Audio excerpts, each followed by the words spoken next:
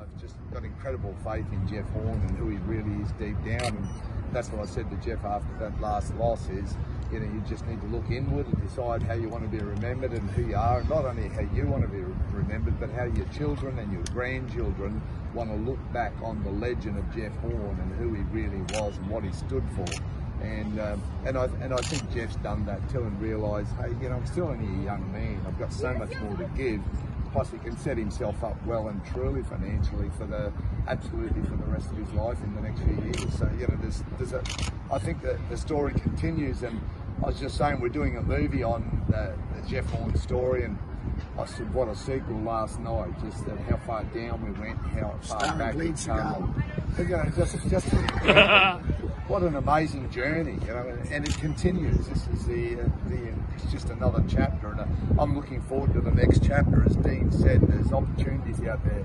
I was there when Dennis Hogan, of course, another one of our team, which we thought beat Montoya, and on the undercard was Teixeira, and I saw him fight, and I just went, gee, wouldn't that be a great fight for Jeff? Both white medals now, you know, that would be an incredible fight. But all these things, as we said, there's little roadblocks, and as Dean said, we've got to sit down with the various promoters, we've got to look at it. Personally, I believe that Tim Tszyu wants to fight Jeff Horn, he should come to Queensland. You know, Jeff's A side, and I believe Jeff Horn is the biggest name in Australian boxing, and really, if he wants to fight Jeff, then bring it up here. You know, that's what I believe. And the reception last night, I mean, I know Jeff felt it, I felt it.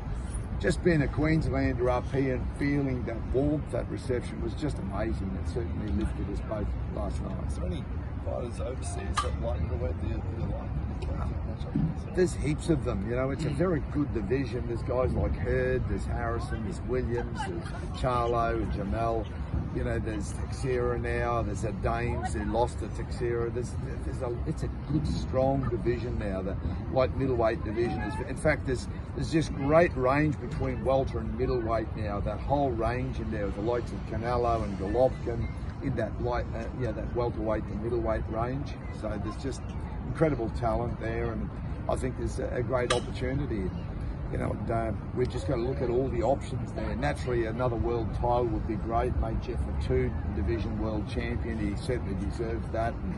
But, you know, we've just got to see where the opportunities lie. And as Dean said, he just needs to get on the phones now and start talking to the various promoters around the world and just see which is the best move forward, you know, both financially but also for recognition and another world title for Jeff Horn.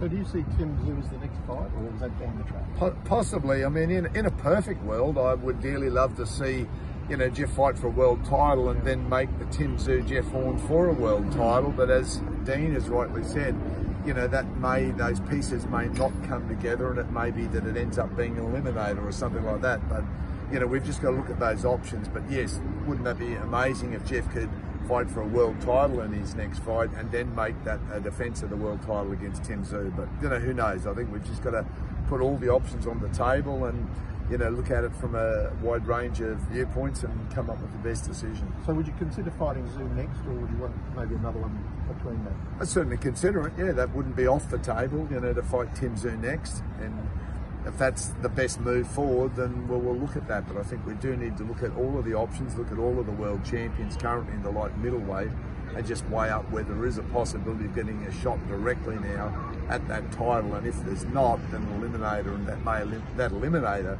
may be Tim Tszyu, because as Dean said, he's already very highly ranked, and so will Jeff Horn be. I don't know where Jeff will sit now that we've chosen to go back to light middleweight, but I think Michael Zerafa was ranked at number 4 in the middleweight, so to beat Michael Zerafa, you know, back at light middle, where will that put Jeff? It's got to put him top 5, but exactly where with the different sanctioning bodies, I'm just not sure. But I think we'll be somewhere in that top 5, and if Tim Tszyu's up there as well, there's no reason why that couldn't be an eliminator. So, you know, let's just see how the dust settles, but certainly I think Queensland is where we'd love to do it. You know, I don't know how Jeff feels, but Queensland's always a good, happy hunting ground, isn't it? He loves fighting. Would there be a consideration? Obviously, Dean, yourself, Jeff have done fantastic co-promotion with Bob Arum and Top Rank. Could you do that again, Glenn, moving forward? Of course. Because you guys have done the biggest fight. The biggest fight was done here from Dean Lonergan and Bob Arum Top Rank. Can we bring someone out here? Absolutely. You know, I mean, everything's on the table, and we try to maintain, as Dean does, good relationships with all of the various promoters and sanctioning bodies around the world, and we're working closely with them. And you know, this is the entertainment business. It's a tough sport. It's entertaining, and you want to put the best fighters together to lift boxing to even greater heights. And I think last night, anyone who walked out there last night would have gone, what a night.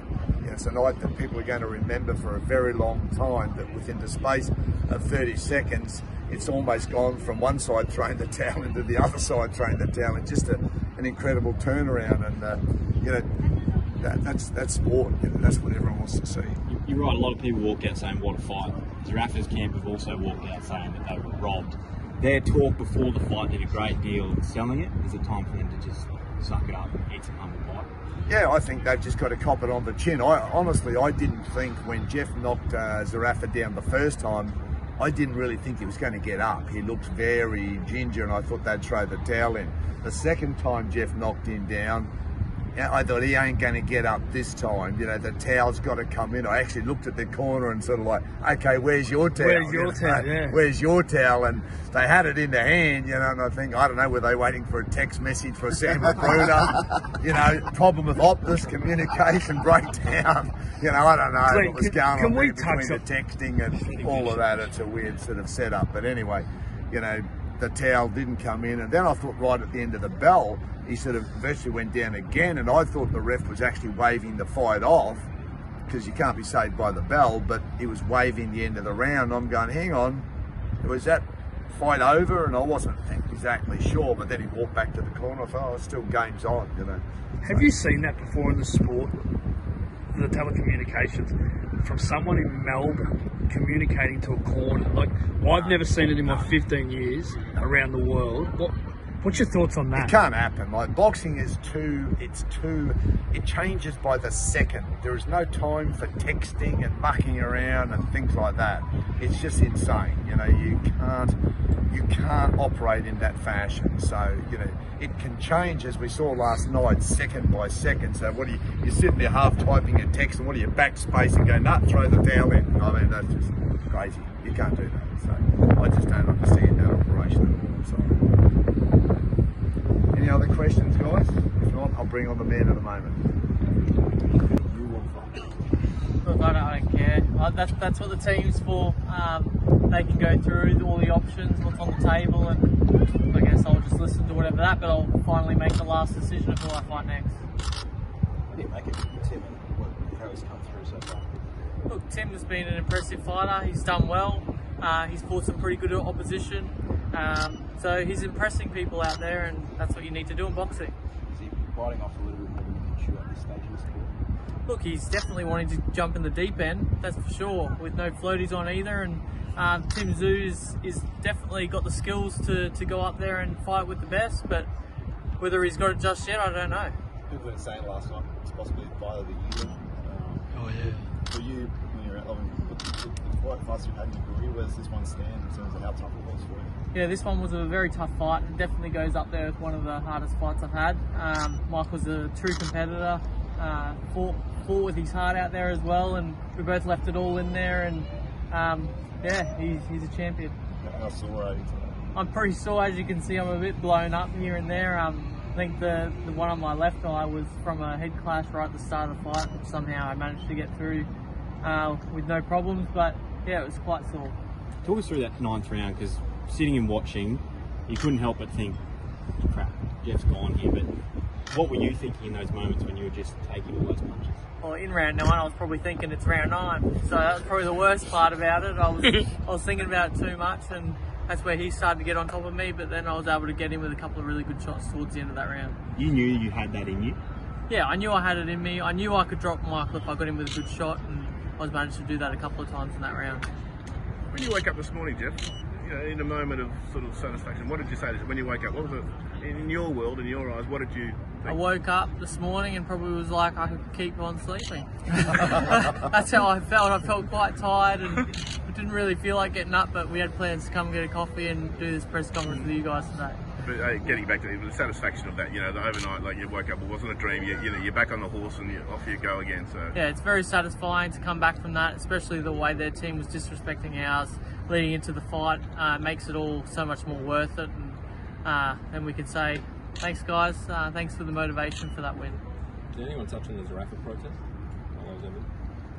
Zerafa protest. Were you surprised that they felt they should have been awarded the fight? I am surprised. I was surprised someone awarded it a draw, one of the judges. I felt like I comfortably won that on points.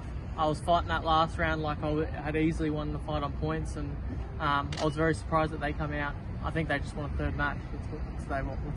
Yeah, that's what they want. Have you got any interest in that? Oh, look, I'll let the team go back to the drawing table. I'm sure there's a lot bigger fights we can take other than a Michael Zerafa 3. Especially one. Would you rather fight for a world title than fight for Tim Zerafa?